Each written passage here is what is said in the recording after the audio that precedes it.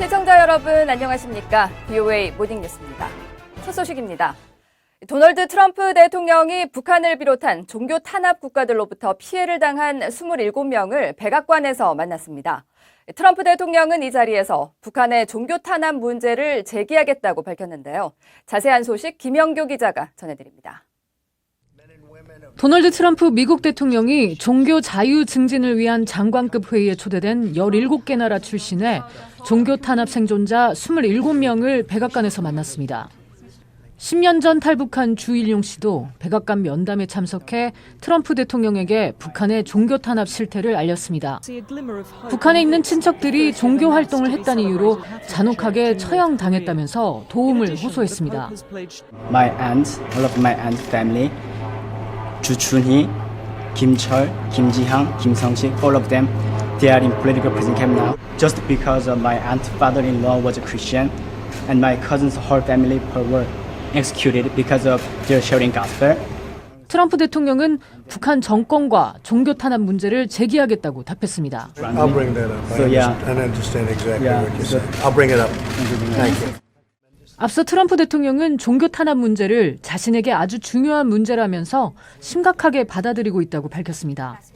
We know that if people are not free to practice their faith, then all of the freedoms are at risk, and frankly, freedoms don't mean very much. 국무부는 종교의 자유를 미국 외교 정책의 주요 의제로 삼고 지난해부터 연례 행사로 종교 자유 증진을 위한 장관급 회의를 개최하고 있습니다. 이번에 백악관에 초대된 주 씨 등 27명의 종교 탄압 경험자들도 올해 종교 자유 증진을 위한 장관급 회의에 참석했습니다. 이번 장관급 회의는 전 세계의 종교 자유 실태를 알리고 경각심을 높이기 위한 정치인과 종교인들의 토론과 종교 탄압 피해자들의 증언이 진행됐습니다. VOA 뉴스 김영교입니다. 미국의 전직 당국자들은 최근 북한이 미한 연합훈련을 문제 삼으면서 조속한 미국 실무협상 재개가 사실상 어려워진 것으로 분석했습니다. 또 북한의 핵실험 중단에 상응하는 미국의 조치를 요구하는 행동이라는 해석도 있습니다. 함지아 기자입니다. 크리스토퍼 힐 전 국무부 동아태 차관보는 VOA에 북한이 미한 연합군사훈련을 실무회담과 연계하는 건 대화 재개 의지가 없다는 신호로 생각한다고 말했습니다. 특히 북한이 문제 삼은 군사훈련이 이전보다 훨씬 축소된 사실을 지적하며 북한의 위선은 트럼프 행정부가 협상 과정 자체를 재고해야 한다는 걸 의미한다고 분석했습니다. I think it is a sign that they're not willing to resume talks. The summer exercises, which as you know are much smaller than the spring exercises. 힐 전 차관보는 북한이 올해 말에 다시 핵과 미사일 실험을 재개할 가능성이 있다며 트럼프 대통령이 플랜 B를 준비해야 한다고 주장했습니다. 또 북한은 미국과의 회담을 비핵화 협상으로 보고 있지 않으며 대신 핵 제한 협상 정도로 인식하고 있다고 지적했습니다. 미한 연합훈련을 문제 삼은 북한 외무성의 담화는 책임을 미국에 돌리면서 뒤로 물러나는 전형적인 북한의 전술이란 분석도 나왔습니다. At the DMZ meeting, I thought it appeared that there was an agreement between Trump and Kim to have senior working level talks, and they're making a lot of noises. It seems to me they're looking for ways to back out of it. 매닝 선임 연구원은 북한의 핵 포기 의지를 낮게 해석하며 이스라엘과 파키스탄처럼 정상적인 국가로서 핵무기의 정당성을 인정받으려 한다고 관측했습니다. 따라서 일각에서 제기되고 있는 핵 동결과 일부 제재 완화를 교환하는 방식은 궁극적으로 미국이 협상에서 지렛대를 잃게 만드는 결과를 초래할 것이라고 경고했습니다. 북한이 핵과 미사일 실험 중단에 대한 미국의 상응 조치를 요구하고 있다는 해석도 있습니다. I think it's fair to say that the North Koreans expect some degree of reciprocity from the United States. 잔우지 대표는 미한 연합훈련이 대화를 중단시킬지 여부를 알기는 어려운 상태라면서도 양측이 대화를 위해 큰 조치들을 시행해온 만큼 이번에도 실무급 회담이 열리길 바란다고 말했습니다. VOA 뉴스 함지아입니다. 북한에서 관측되는 여러 폭발들을 고려할 때 이 제2의 핵실험장이 예비돼 있을 가능성을 배제할 수 없다고 올리 하이노넨 국제원자력기구 IAEA 전 사무차장이 주장했습니다. 또 핵 동결은 비핵화의 첫 단계로도 미흡하다며 복구에 시간이 걸리는 추가 불능화 조치가 병행돼야 한다고 말했습니다. 오택성 기자입니다. 올리 하이노넨 전 사무차장은 18일 VOA에 북한은 풍계리 핵실험장 폐쇄 이후에 만약의 상황을 대비해 추가 핵실험 시설을 갖고자 했을 것이라고 말했습니다. 그러면서 북한에서 이유를 알 수 없는 많은 폭발이 관측되고 있는 점을 그 근거로 제시했습니다.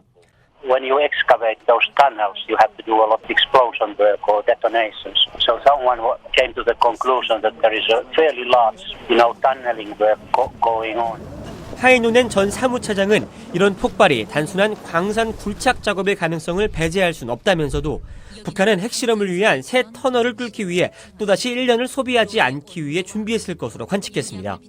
이와 함께 풍계리 핵실험장에서 사용됐던 기기와 장비의 행방을 파악하는 것도 중요하다고 강조했습니다.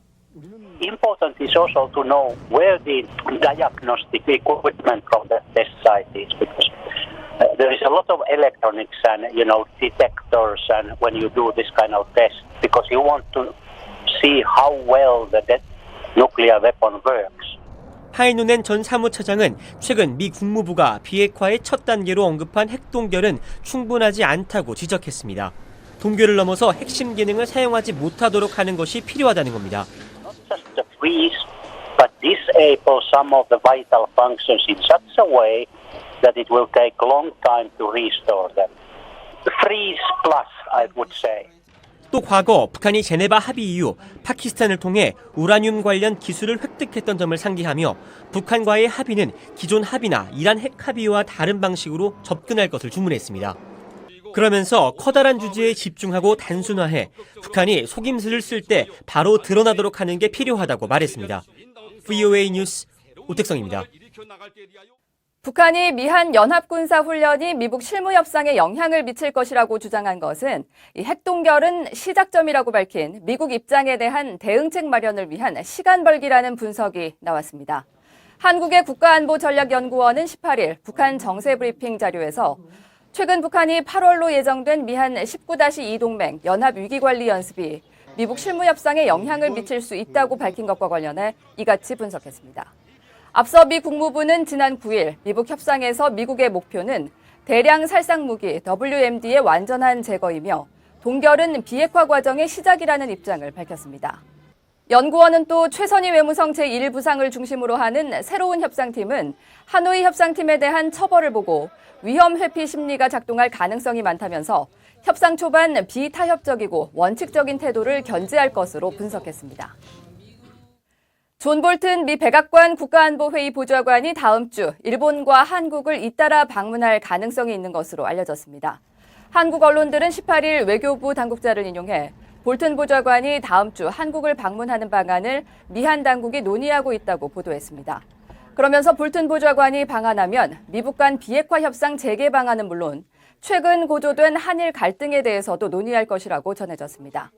일본 NHK 방송도 볼튼 보좌관이 오는 21일 일본 참의원 선거 직후 일본을 방문한 뒤 23일부터 1박 2일 일정으로 서울을 방문하는 방안이 조율되고 있다고 보도했습니다. 북한과 러시아, 이란의 지원을 받는 해킹 조직들이 2020년 미국 대선을 앞두고 미국 내 정치 관련 단체들을 상대로 사이버 공격을 가한 정황이 포착된 것으로 전해졌습니다. 미국의 마이크로소프트사는 지난 1년 동안 국가의 지원을 받는 해커들의 소행으로 의심되는 공격을 받은 고객 781명에게 관련 통지를 발송했다고 밝혔습니다. 마이크로소프트의 홈버트 부회장은 언론과의 인터뷰에서 이들 해커들은 대부분 러시아와 북한 출신이라면서 미국의 민주주의 관련 기구들은 특별히 주의해야 한다고 경고했습니다. 마이크로소프트에 따르면 이와 관련한 해킹 공격의 피해가 집중된 곳은 주요 선거에 출마한 후보와 정당 등이 연계된 싱크탱크와 비정부 기구 등으로 나타났습니다. 세계 식량기구 WFP와 한국 정부가 대북 쌀 지원에 대한 업무 협약을 공식 체결하고 이달 말 첫 출항을 계획하고 있습니다. 세계식량기구는 18일 한국의 대북 쌀 지원과 관련한 진행 상황을 묻는 VOA의 요청에 세부적인 사안은 공개할 수 없지만 한국 정부와 업무 협약을 체결하고 해당 사업을 추진 중에 있다고 답했습니다. 이와 관련해 한국통일부는 세계식량기구와 협의해 실무 절차를 진행하고 있다면서 이달 말 대북 지원 쌀 5만 톤을 운송하기 시작해 늦어도 9월 전에는 마무리할 방침이라고 설명했습니다. 또 한국 정부는 국내 항구에서 북한으로 바로 쌀을 운송하는 방안을 추진하는 가운데 이를 위해 운송 선박에 대한 유엔 제재 면제 절차를 진행하고 있는 것으로 알려졌습니다. 이상으로 BOA 모닝뉴스를 마칩니다. 시청해주신 여러분 고맙습니다.